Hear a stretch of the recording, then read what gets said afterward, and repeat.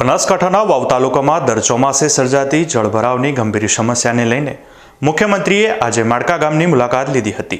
આ મુલાકાત દરમિયાન સ્થાનિકોની સાથે સંસદ સભ્ય ગિનીબેન ઠાકોર પણ હાજર રહ્યા હતા। બનાસકાંઠાના વાવ પંથકમાં તાજેતરમાં થયેલા ભારે વરસાદ બાદ ગામડાઓમાં પાણી ભરાવાની સ્થિતિ સર્જાઈ છે, જેને કારણે આ વિસ્તારમાં ભારે અરાજકતા સર્જાઈ છે। સરહદી પંથકમાં સર્જાયેલા તબાહીના તાંડવ બાદ આજે મુખ્યમંત્રીએ વાવના માડકા ગામની મુલાકાત લીધી હતી। મુખ્યમંત્રીએ આ મુલાકાત દરમિયાન સ્થાનિક ગ્રામજનો સાથે ખુલ્લા મનથી વાતચીત કરી તેમની સમસ્યાઓ સાંભળી હતી।